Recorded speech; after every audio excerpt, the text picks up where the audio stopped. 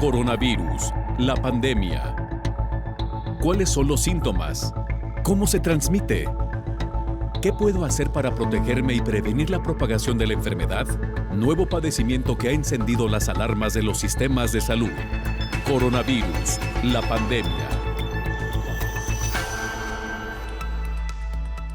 ¿Qué tal? ¿Cómo le va? Bienvenido a un programa más de Coronavirus, la pandemia. Le recordamos que este programa es una producción de la Universidad de Guadalajara que se transmite desde el foro de Canal 44 y que llega a México y América Latina gracias a la señal de las televisoras públicas que se suman a esta emisión. Saludamos con gusto también a nuestra audiencia en Radio Universidad de Guadalajara y les invitamos para que se queden con nosotros a lo largo de la siguiente hora.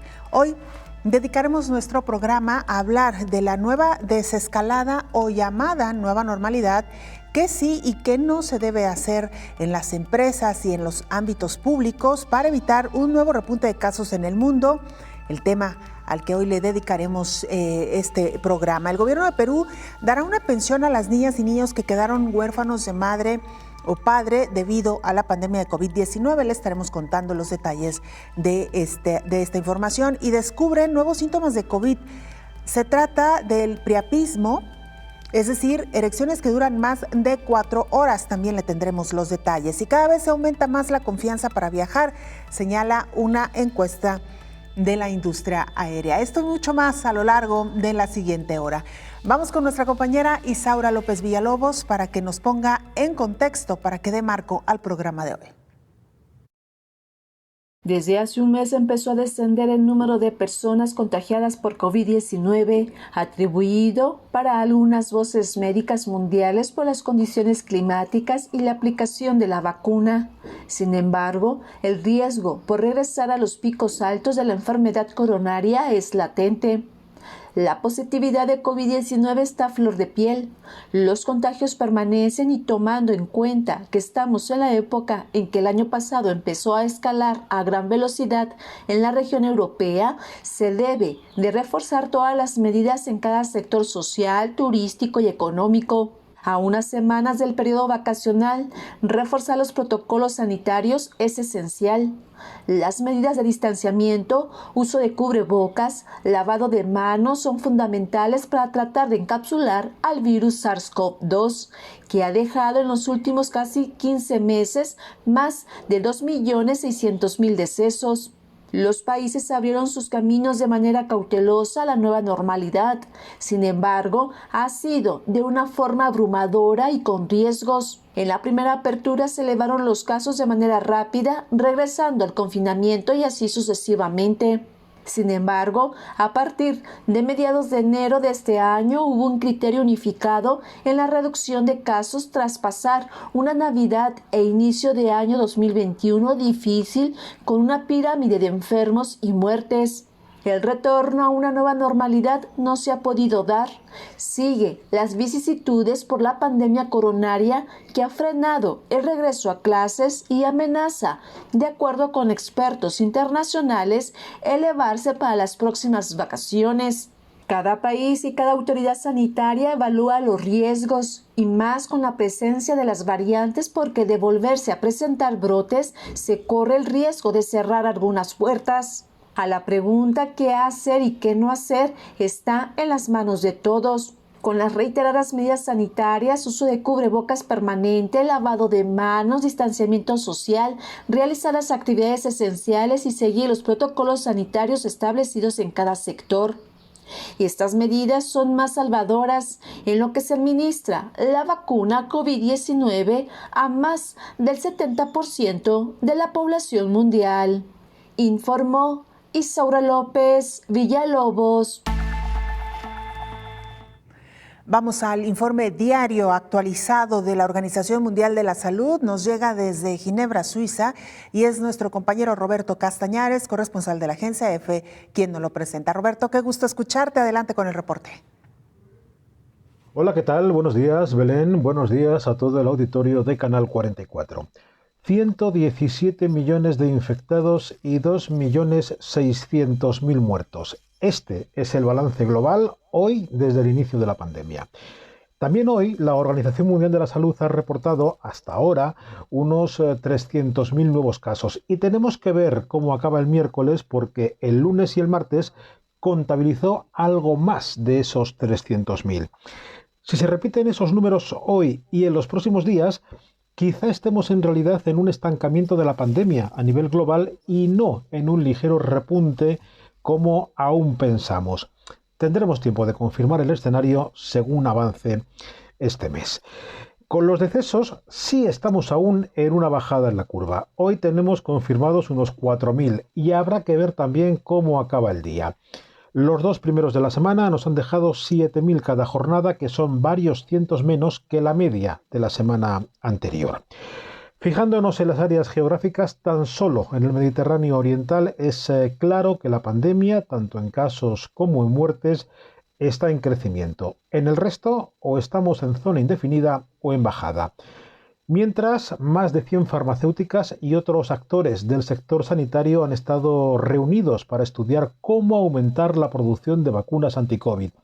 Esa es su intención, aunque han llamado la atención sobre que la enorme escala de dosis que se necesitan para cubrir las demandas del mundo empiezan a producir escasez de algunas de las materias primas requeridas para la fabricación de estas vacunas. Las compañías calculan que para este año es necesaria una producción de entre 10.000 y 14.000 millones de dosis de vacunas anti-COVID, cuando en años normales se fabrican entre 3.500 y 4.500 millones de dosis de todas las otras vacunas para diferentes enfermedades. No obstante, su compromiso es aumentar la producción de dosis anti-COVID pese a las crecientes dificultades. Y recordamos que según la Organización Mundial de la Salud, solo se han administrado por ahora en el mundo unos 268 millones de dosis de vacuna anti-COVID, que está lejos de esas 10.000 millones antes citadas que se necesitarían aproximadamente para inmunizar a un 70% de la población mundial. Reportó desde Europa Roberto Castañares para el programa Coronavirus, la pandemia. La Organización Mundial de la Salud en Europa reporta que en poco más de un año de la pandemia de COVID-19 se han acumulado hasta ahora poco más de 39 casos de contagios. Hace un año, la Organización Mundial de la Salud en Europa lanzaba su herramienta para el monitoreo rápido de la COVID-19 sobre las percepciones de riesgo, los comportamientos y la confianza. A poco más de 12 meses, los países de la región acumulan 39.8 millones de contagios. En 2020, el organismo realizó 165 misiones a 22 países y territorios, mandó expertos, movilizó redes de socios en el marco de la Red Mundial de Alerta y Respuesta ante brotes epidémicos y facilitó el despliegue de equipos médicos de emergencia de un país a otro. El 9 de marzo de 2020, la OMS Europa daba a conocer su herramienta de monitoreo rápido, desarrollada en colaboración con la Universidad de Erfurt, Alemania, y el Grupo Cosmo, un consorcio creado para la investigación.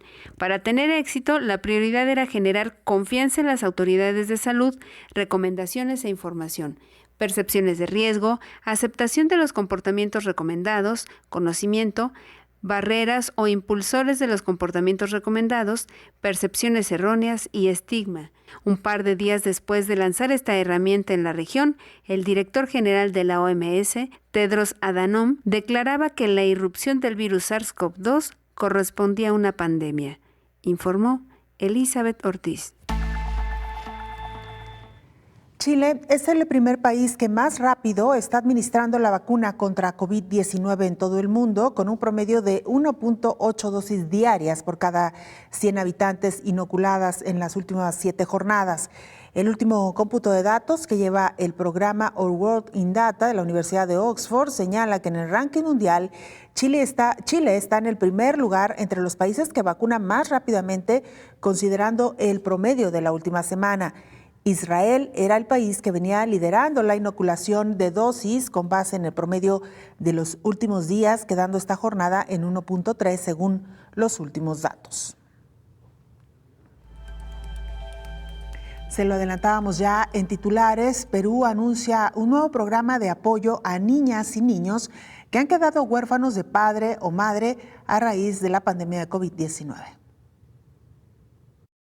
Según datos del gobierno del Perú, se tienen registrados casi 11,000 menores de edad que quedaron huérfanos de padre o madre debido a la COVID-19. Recibirán una pensión económica mensual equivalente a $55 a partir de las próximas semanas. Los pagos a los primeros beneficiarios se podrán concretar cuando concluya en unos 20 días la inscripción y evaluación. Estiman las autoridades ser una pensión por persona, es decir, si hay más de un menor en el hogar, cada uno de los niños tendrá derecho a una pensión. Los beneficiarios recibirán la asistencia económica hasta que cumplan 18 años. Se aprobó el reglamento de la ley que estableció que se otorgue una asistencia económica a menores que perdieron a sus padres por la COVID, informó la ministra de Desarrollo e Inclusión Social, Silvana Vargas. Con 33 millones de habitantes, Perú acumula más de 1.3 millones de contagios de COVID-19 y supera los 47,800 muertos, informó Rocío López Fonseca. Y mire, una buena noticia, los científicos mexicanos continúan avanzando en terrenos para hacer frente a esta pandemia de COVID-19. No solamente está en proceso una vacuna y algunos fármacos que hoy por hoy están en etapa de prueba, sino que además el Instituto Politécnico Nacional creó y patentó una mascarilla nasal llamada Mask Eating, con la que se pretende reducir el número de contagios por COVID-19. El artefacto, creado por sus investigadores, no pretende sustituir el uso de cubrebocas, sino reforzar las medidas para cuidar la salud al realizar actividades cotidianas. Estas, ejemplificó, serían comer, beber o asistir a citas odontológicas, así como tomar viajes en avión, por mencionar algunas. Gustavo Acosta Altamirano, el científico de la Escuela Superior de Medicina y coordinador del proyecto, aclaró que se hicieron pruebas de materiales con aerosoles menores a 5 micras para encontrar el que resultara mejor y más conveniente para la protección nasal frente al coronavirus. Explicó que la Mask Eating surgió como una necesidad de contar con mayores elementos de protección sanitaria, sobre todo ante las variantes del SARS-CoV-2, que son mucho más contagiosas. Una buena herramienta, sin duda alguna, porque algo de lo que se ha estado cuestionando es si, por ejemplo, en los restaurantes, cuando las personas quitan sus mascarillas para comer, no se está exponiéndose o se está ante un riesgo. Sin embargo, con esta mascarilla lo que hace es tapar la nariz, que es una de las principales vías de ingreso del virus, y las personas pueden seguir comiendo o hablando. Es parte de cómo poco a poco se van encontrando las maneras de irle cerrando el paso a este virus del SARS-CoV-2. Vamos a una pausa, regresamos con mucha más información.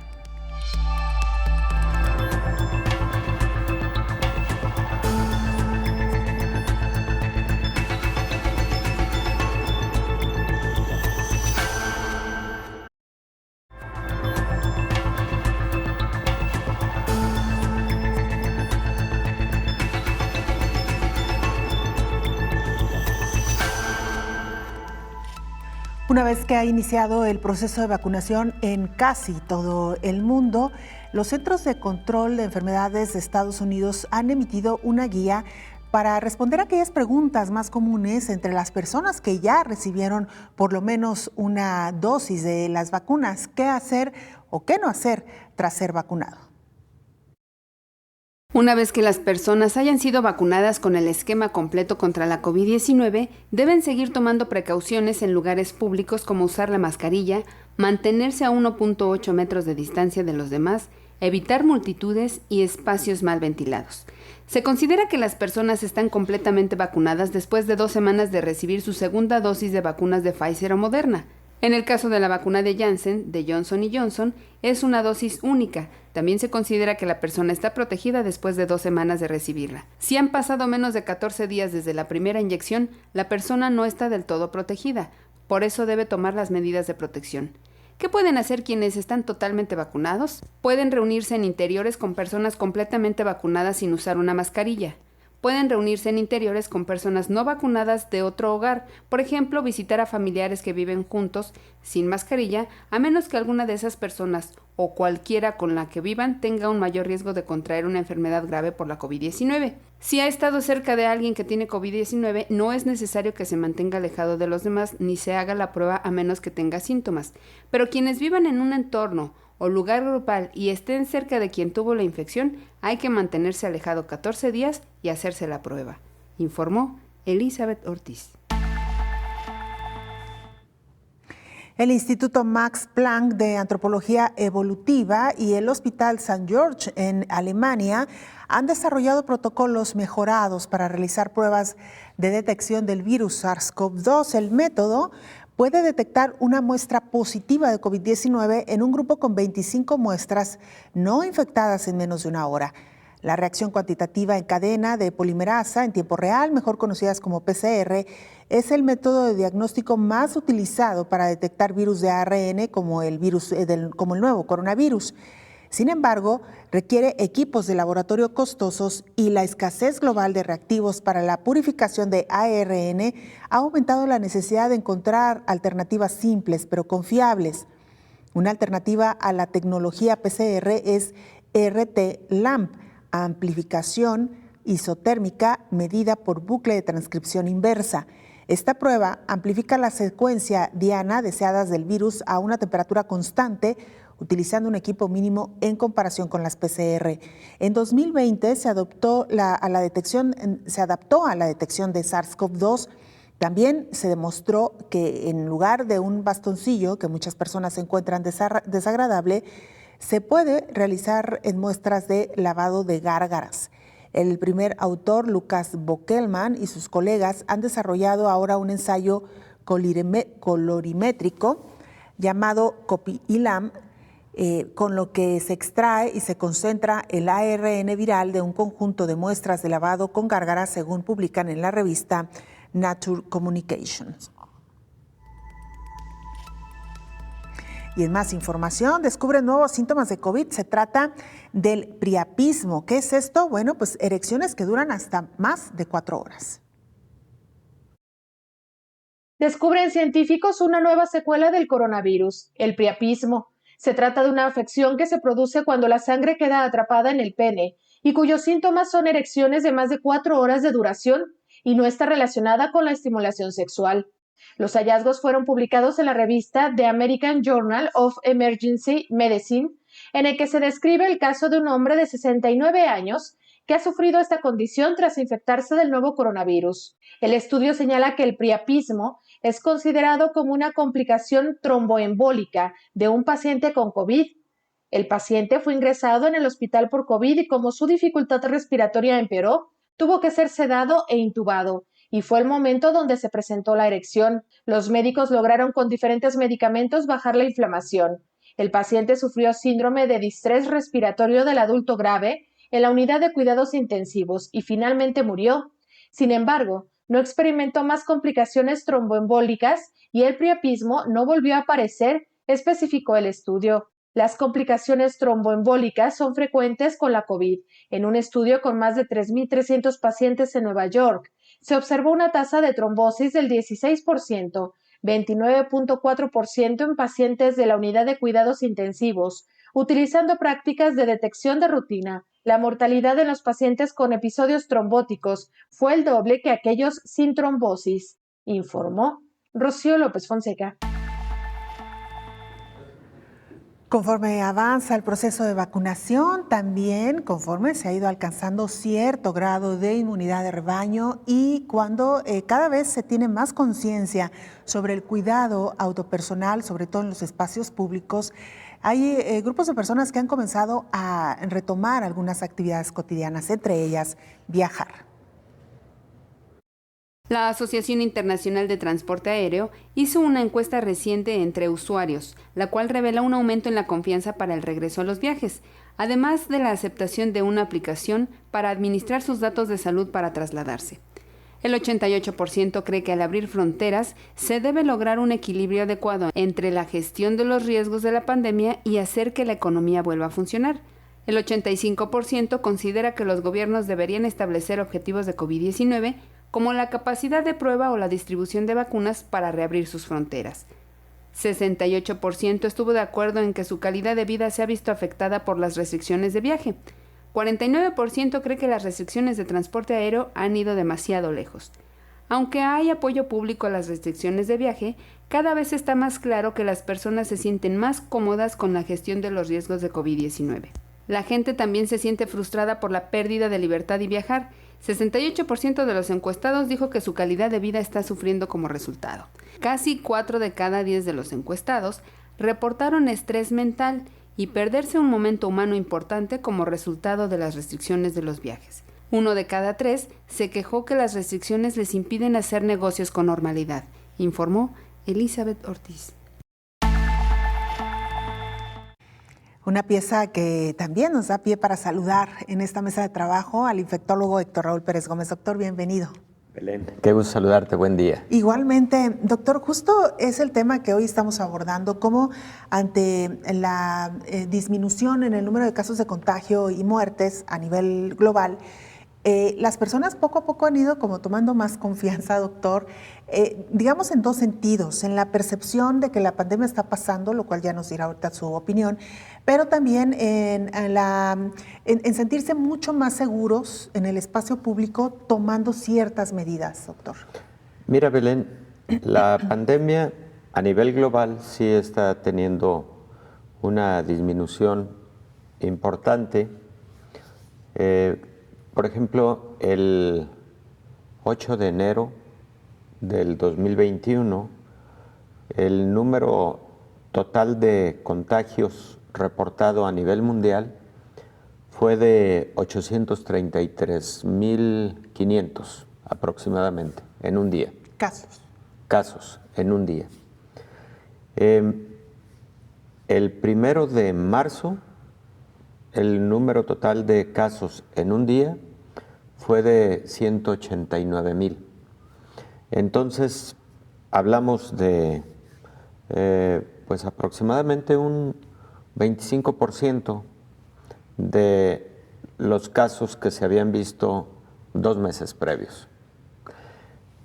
Este fenómeno, afortunadamente, está ocurriendo en la mayor parte del mundo. ¿Qué es lo que está generando esta disminución en la curva pandémica? Bueno, creo que por principio de cuentas, el haber tenido un pico en los primeros días de enero, y de hecho la segunda semana también de enero, tuvo que ver con fiestas decembrinas desarrolladas en muchas partes del mundo, y cuya conglomeración de personas en diferentes espacios generó estos rebrotes en el mundo entero. Entonces tuvimos un pico máximo, 8 de enero aproximadamente, y de ahí empezamos a ver una reducción. Pero si comparamos esa curva, y esto, por ejemplo, lo puede revisar nuestra amable audiencia en la página del Instituto de Métrica en Salud de Washington, así incluso puede buscarlo en internet. Esa curva en estos momentos se encuentra en los mismos niveles que en agosto del 2020. Agosto del 2020. ¿Qué estaba pasando en agosto del 2020? Aún con esas cifras existía confinamiento social. Entonces, me gustaría que no nos perdiéramos en la percepción de que, hombre, estamos mucho mejor. Sí, estamos mucho mejor que cuando tuvimos la crisis, el gran pico de enero, diciembre-enero. Pero estamos a niveles de agosto, y en agosto no estábamos bien a nivel mundial. Entonces, lo primero que hay que decir es que no hay que confiarnos, porque esta desescalada, que qué bueno que está ocurriendo, también puede en cualquier momento de descuido social, sobre todo, generar rebrotes en diferentes partes del mundo. Número 2, esto es un fenómeno global, pero también hay que diferenciar aquellos países, regiones, etcétera, en donde pueden estar existiendo rebrotes, aunque estemos viendo una curva global al descenso. Hay que diferenciar y tomar acciones diferenciadas. Cuarto punto, Es muy importante insistir a la población en que si bien las vacunas están empezando a tener algún efecto, definitivamente la disminución de la curva pandémica todavía creo que no podemos atribuirlo a la vacunación. Chile, muy buen desempeño en la vacunación, Israel no se diga, país líder en vacunación, ya casi con el 100% de su población vacunada. Estados Unidos con un buen ritmo, no tengo dudas de que para agosto haya logrado el 50% de vacunación de sus más de 300 millones de pobladores, de norteamericanos. En fin, pero una gran cantidad de países todavía con menos de 10% de vacunación. México con 2.3%, 2.5% de población vacunada. Entonces, la vacunación está siendo una parte, no suficiente aún, pero creo que la población sí ha venido aprendiendo de la importancia de la protección. Y si la población no caemos en un exceso de confianza, y ahí es muy importante los mensajes que se mandan a la población respecto de esta curva pandémica que va al descenso, para que no echemos campanas al vuelo, Belén, para que al contrario de eso consideremos que es nuestra gran oportunidad para que esta reducción de la curva ya sea una tendencia definitiva, pero depende de nosotros, depende de seguir utilizando cubrebocas adecuadamente, lavado de manos, distancia entre persona y persona, evitar reuniones masivas, todos esos escenarios que sabemos de antemano que cuando ocurren tienen una consecuencia, incremento en los casos de COVID. Viene Semana Santa y Semana de Pascua, que son periodos vacacionales en muchas partes del mundo. Un poco más adelante vendrán vacaciones de verano y cada evento de esa naturaleza tiene que alertar.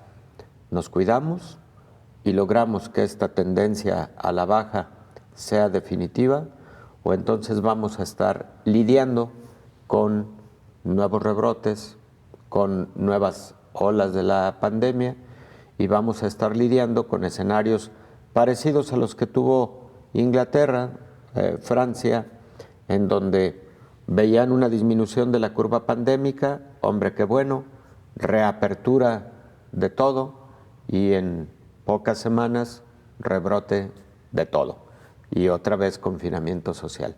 Creo que eso es por el momento lo que debemos estar vigilando. Totalmente, doctor, una primera introducción muy clara, muy amplia de lo que es el tema que hoy estamos abordando. Regresamos, doctor, claro que después sí, de la pausa.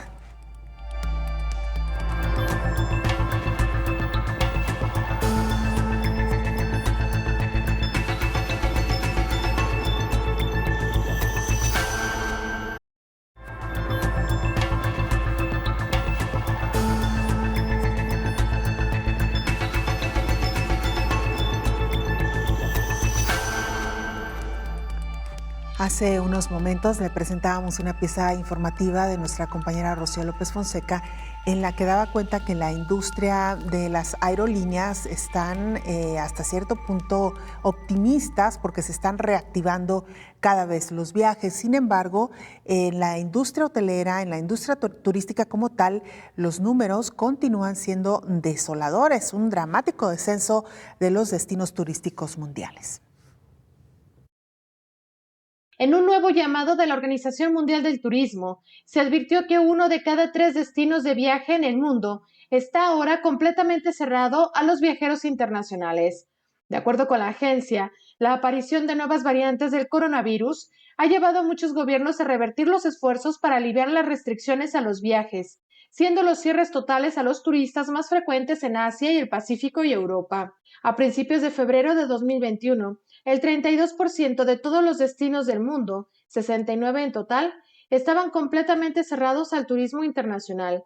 De estos, alrededor de la mitad han estado cerrados durante al menos 40 semanas. Al mismo tiempo, el 34% de los destinos mundiales están ahora parcialmente cerrados a los turistas internacionales. Aseguran los expertos que las restricciones de viaje se han utilizado para restringir la propagación del virus. De los 69 destinos donde las fronteras están completamente cerradas a los turistas actualmente, 30 están en Asia y el Pacífico, 15 en Europa, 11 en África, 10 en América y 3 en Medio Oriente. La investigación de la agencia también indica una tendencia hacia la adopción de un enfoque más matizado, basado en pruebas y riesgos, para implementar restricciones de viaje. Esta mirada se debe a la comprensión avanzada sobre el virus y la posibilidad de intervención no farmacéutica con medidas de salud comprobadas. En las Américas, 7 destinos han sido cerrados por al menos 40 semanas, entre los que se encuentran Canadá, Venezuela, Argentina y Chile. Por otro lado, un 64% actualmente exigen pruebas PCR o de antígenos para permitir la entrada de viajeros, como en Colombia, Ecuador, Bolivia y Cuba, entre otros, informó Rocío López Fonseca. Doctor Héctor Raúl Pérez Gómez, infectólogo, Rocío hace un énfasis en esta pieza informativa de algo que también es muy importante considerar, las nuevas variantes en el virus del SARS-CoV-2, que cada vez son también más contagiosas, doctor. Claro, Belén. Creo que es un punto fundamental cuando hablamos de esta curva pandémica que va a la baja y qué debe estar haciendo la población, los sistemas de salud, los gobiernos. Todos tenemos una tarea fundamental que cumplir y solo la suma de esfuerzos será la que nos va a permitir que esta curva sea una tendencia definitiva. Mira, Belén, en ese sentido, ¿qué factores podrían estar modificando la tendencia a la baja que estamos teniendo en este momento? Uno de ellos es precisamente lo que acabamos de escuchar en esta pieza informativa. Recordemos que existen variantes de este SARS-CoV-2 surgidas desde el año pasado, algunas de ellas muy bien reconocidas, pero además muy bien estudiadas en cuanto al comportamiento.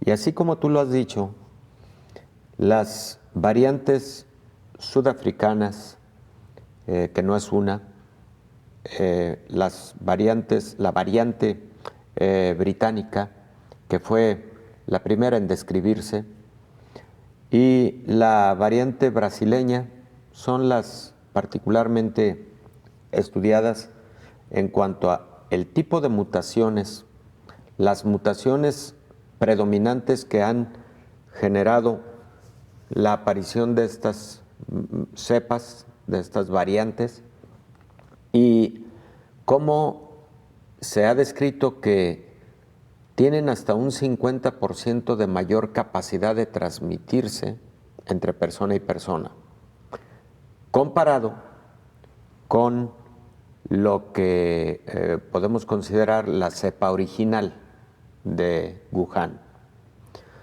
Hay un estudio importante publicado en el New England Journal of Medicine hace 3 semanas. Por cierto, la publicación es muy concisa, con una metodología muy bonita, de esos artículos que te gusta leer porque son así, breves, al grano, como decimos comúnmente. Ellos comparan 3 cepas con diferentes mutaciones y las comparan con respecto a la cepa original. ¿Las comparan en qué sentido? Bueno, en su capacidad para inhibir o para resistir a la respuesta inmune que se había generado con la vacunación. Y sorprendentemente, en 2 de estas cepas con mutaciones, sobre todo las que tienen la mutación E484K, se identificó que existía de alguna manera resistencia del virus a la respuesta inmune generada previamente por vacuna. Ojo con eso, porque la conclusión del artículo es que se necesita estudiar a mayor escala, pero que alta probabilidad de que estas mutaciones generen que disminuya la actividad de las vacunas en contra de estas nuevas cepas. Y estas nuevas cepas son una realidad.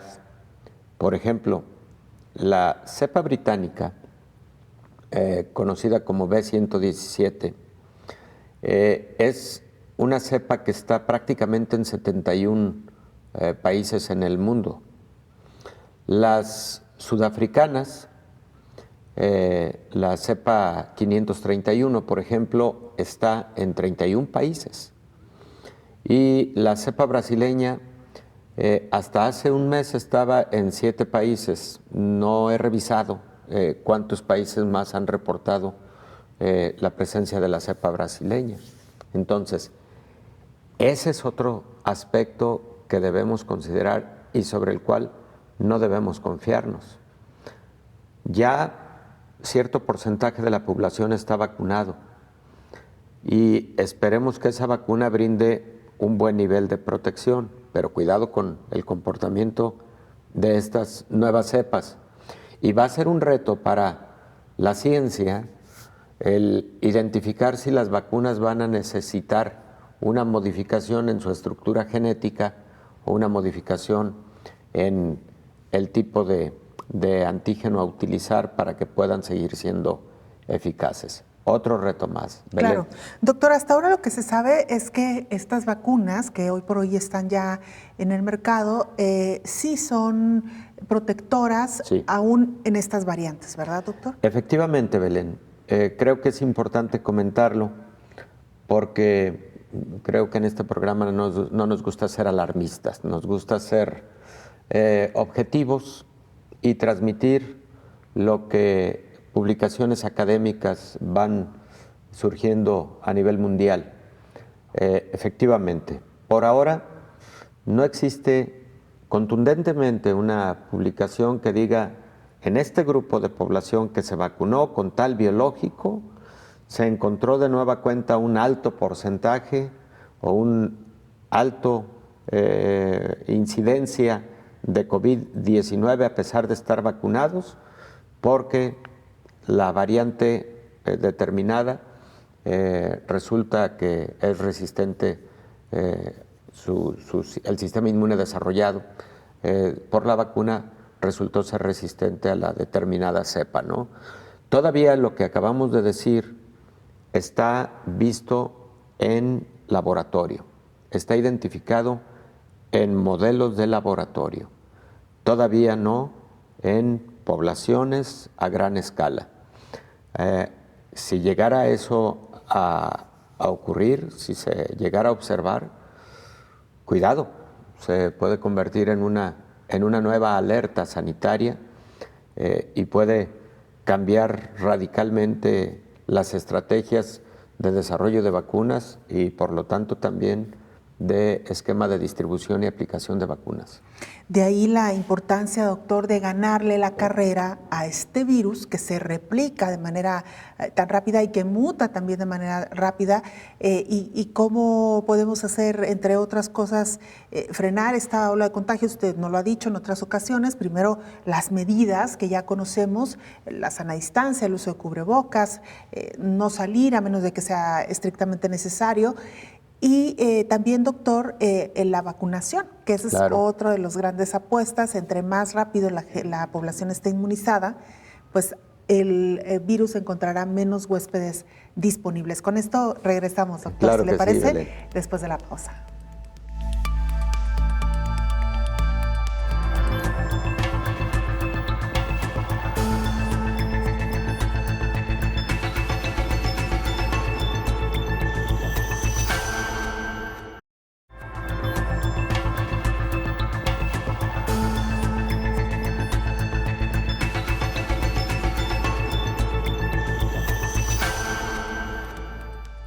Poco hemos escuchado en las últimas semanas de lo que está ocurriendo en Egipto. Es por ello que decidimos hablarle a nuestra compañera y corresponsal de la agencia EFE, Francesca Sicardi, para que nos cuente cuál es la situación en estos momentos. Francesca, te saludamos. Adelante con la información. Hola, buenos días Belén y a todo el auditorio de Canal 44. Egipto empezó su campaña de vacunación contra el coronavirus la semana pasada. Después de haber vacunado a los trabajadores de salud en febrero, ahora es el turno de las personas mayores y con enfermedades crónicas.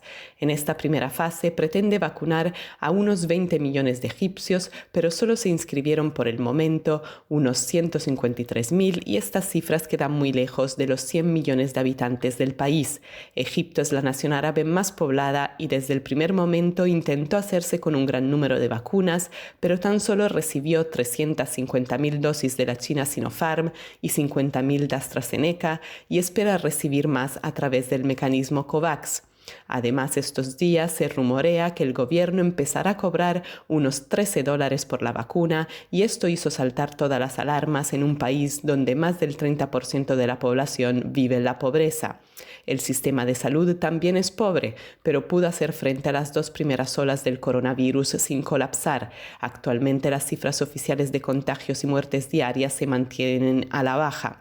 Sin embargo, las autoridades han admitido que los casos registrados no reflejan la realidad y podrían ser hasta 10 veces más de los casi 188.000 contagios y más de 11.000 muertes desde marzo de 2020.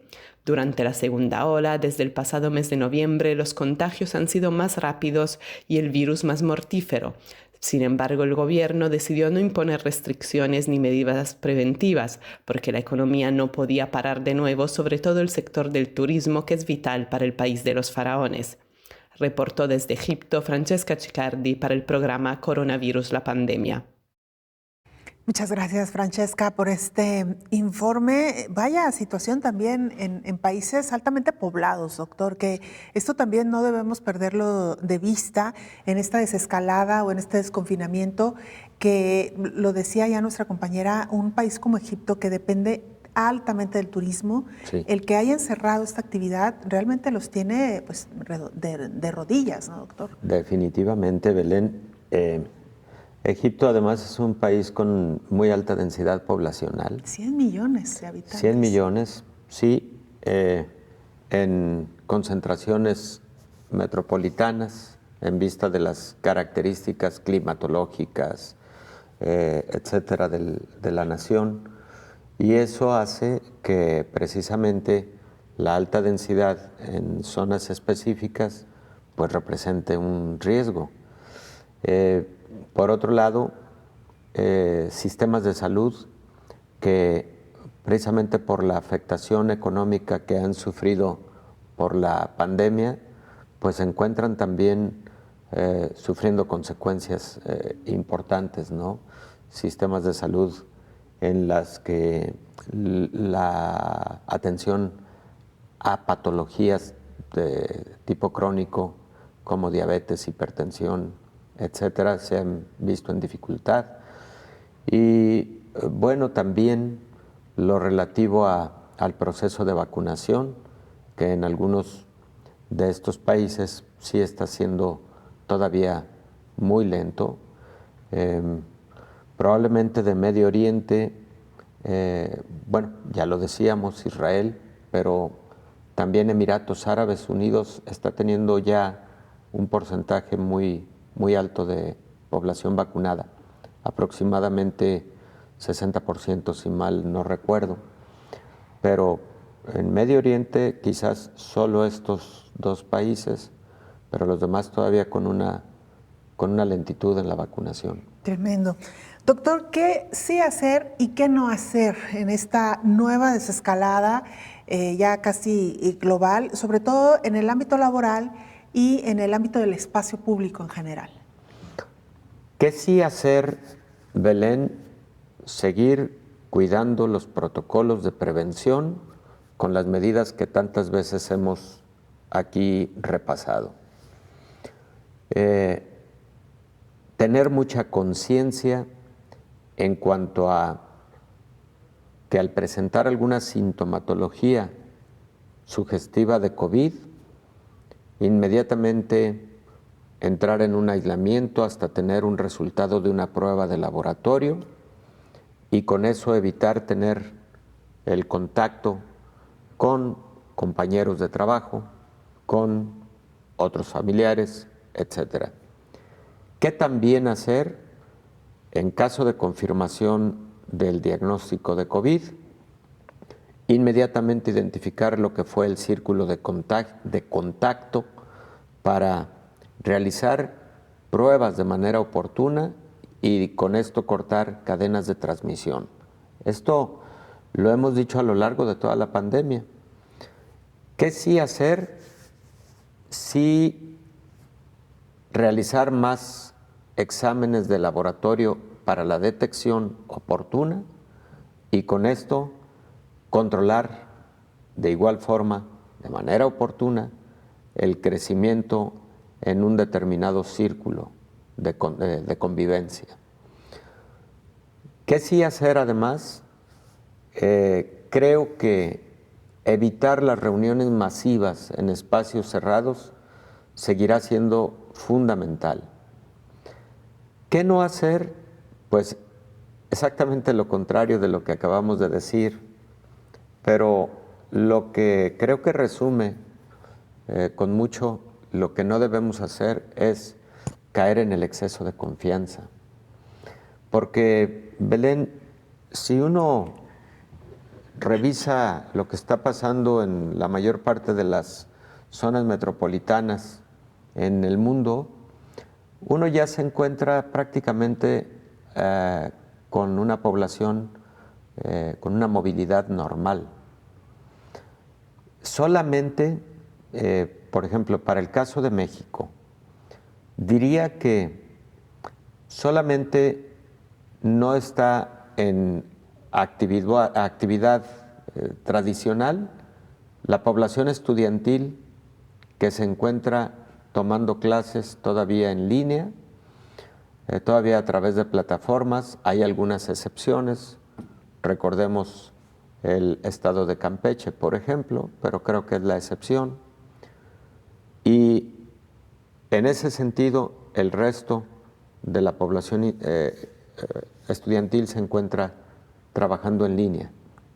Es lo único que identifico yo, que no está desbordado en la calle, acudiendo a centros escolares, etcétera, etcétera. Es lo único que identifico. Todo lo demás lo identifico ya en una movilidad y en una actividad prácticamente normal.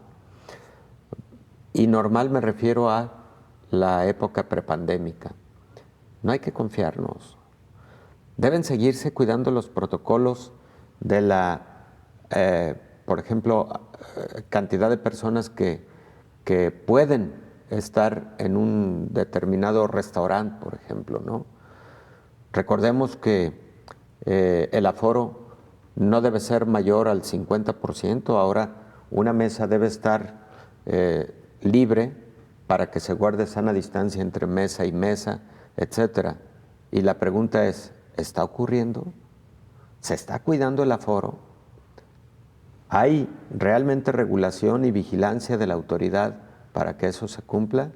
Pues yo creo que es precisamente lo que debe estarse cuidando celosamente si no queremos que ocurra un rebrote y si queremos que lo que ocurra sea precisamente que la curva pandémica que va al descenso ya sea una verdadera tendencia. Claro, doctor, y lo hemos reiterado en muchísimas ocasiones en este espacio. Las medidas que tomemos en lo personal son muy importantes, ¿sí? El uso del cubrebocas es sin duda alguna fundamental, sin embargo, usted lo ha explicado en reiteradas ocasiones, tiene cierto porcentaje de protección. No hay hasta ahora un cubrebocas, salvo los muy especializados, que nos puedan garantizar una protección del 100%. Los que usamos comúnmente no dan este tipo de protección tan alta, pero lo que quizás sí nos pueda ayudar es la combinación de ciertas medidas. Si tenemos cubrebocas, pero además guardamos la sana distancia, pero además no estamos en lugares concurridos y vamos a los espacios que están suficientemente ventilados, Entonces cada vez estaremos sumando más protección, doctor. Por supuesto, Y Belén. esto solamente depende de nosotros. Si vamos a un lugar donde hay demasiadas personas y está cerrado, mejor retirarnos si no tenemos algo indispensable o urgente que hacer en esos sitios, doctor. Exactamente, como lo has descrito. Y es que, Belén, las medidas de aislamiento social fueron con mucho para que la ciudadanía, para que la sociedad aprendiéramos a cómo cuidarnos para ese momento en el que ya pudiera ocurrir la reapertura. Era para eso y debe seguir siendo para eso. Claro. Para aprender y acostumbrarnos a seguirlo haciendo. Claro, doctor, porque pareciera con esta situación que usted claramente ha descrito, que una vez que se ha reabierto muchas de las actividades, en lugar de poner en práctica estas medidas, lo que ha hecho la gente es relajar las medidas, todo lo contrario, ¿no? No usar cubrebocas o atiborrar algunos espacios públicos o simplemente ya no guardar la sana distancia, lo decía también, hay mucha responsabilidad en los bares, en los restaurantes, en algunos espacios donde no se está aplicando con rigurosidad estas nuevas medidas, ¿no? Así es lo que está ocurriendo, Belén. Doctor, pues lamentablemente se nos termina el tiempo, pero sin duda alguna era importante repasar este tema una vez que, como lo hemos visto en las últimas semanas, se han comenzado a reabrir algunos espacios, aunque también es verdad que particularmente en Europa algunos países están regresando al confinamiento debido a algunos rebrotes y bueno, pues será lo que estaremos viendo a lo largo de este año todavía en tanto no haya una vacunación efectiva, en tanto las personas no tomen la parte que les corresponde en autocuidado y en tanto no se encuentre también un fármaco, doctor, que tanta falta nos está haciendo. Así es, 80% de la población debe quedar vacunada para hablar de inmunidad global. Doctor, como siempre, muchas gracias por acompañarnos. Belén. Gracias. Con todo gusto. Nosotros nos despedimos. Muchas gracias por habernos acompañado. Le invitamos para que nos sintonice en el siguiente programa de Coronavirus, la pandemia. Hasta entonces. Coronavirus, la pandemia.